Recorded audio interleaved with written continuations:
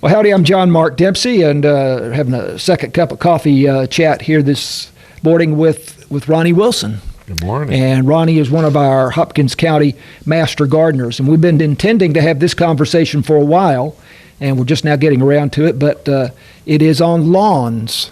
Yes. And what were you telling me? There's a difference in a lawn and a yard. And a yard. To a gardener. You know, a yard is the space around your house where stuff grows. I mean, you go out there, you could probably find 20 different plants growing in a yard. Sure. But a lawn, the difference is a lawn is well manicured, well maintained monoculture. It's kind of an aberration of nature because if I could be political for a second, okay. There is no DEI allowed in a lawn. No diversity. You want grass. No equity. Grass is king. Everything else should be eliminated. No inclusion. Just grass. So a lawn does not happen by accident. No, it does not. Right. Well, it requires a lot of work. So we're talking here about lawns. Lawns, yes. And in Hopkins County, the two most popular varieties of grass and therefore lawns are Bermuda grass, yes, and St. Augustine grass. Yeah, Bermuda grass is number one in the state of Texas. While I was doing some research on Bermuda grass, a master gardener in Arizona did some research and discovered that Bermuda grass is native to Africa, came over here on ships, probably carrying slaves, and this grass was used as bedding. Some of the seeds survived, and South Carolina, I think that's where Bermuda grass started, and it spread quickly all across the southern United States. Mm-hmm.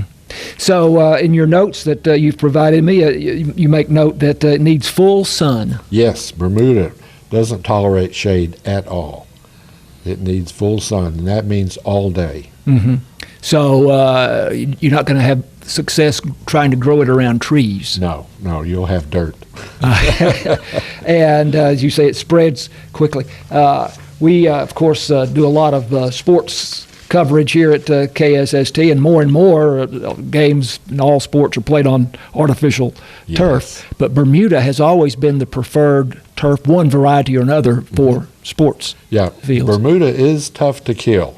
It's fairly resistant to traffic, but in some of those sports stadiums, you'll see bare spots, and that's where the Bermuda's just been walked on or trampled on too much. Right. But Bermuda spreads both from above ground stolons and underground rhizomes. Mm-hmm. So it's very hard to kill. It may go away for a while, especially during a drought and go dormant, but it will come back. Right, and it spreads easily into the flower bed. Oh yes, sometimes can be invasive. Constantly on the watch for that.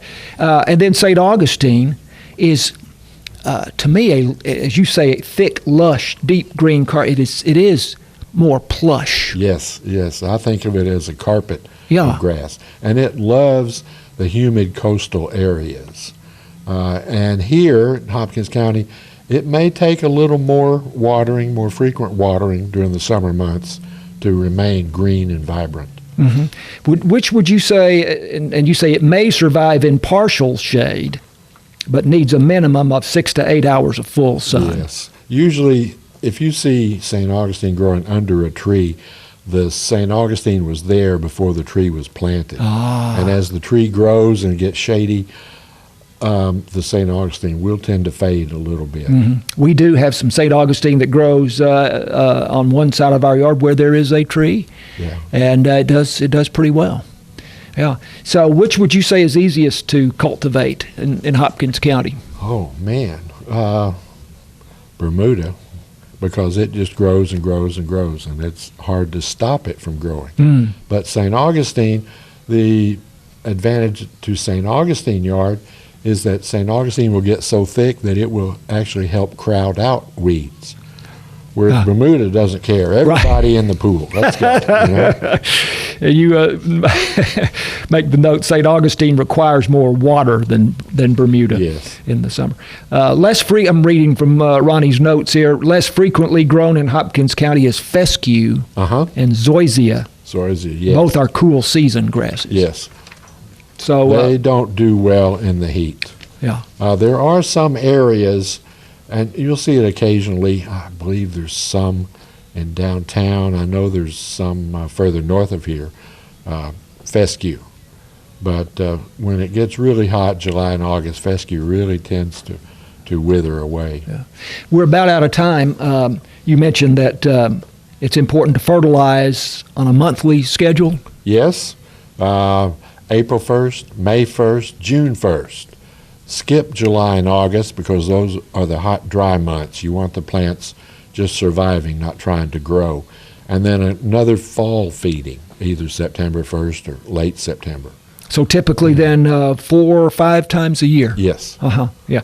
And 3-1-2 or 4-1-2 is what you primarily recommend? Yes. Okay, great.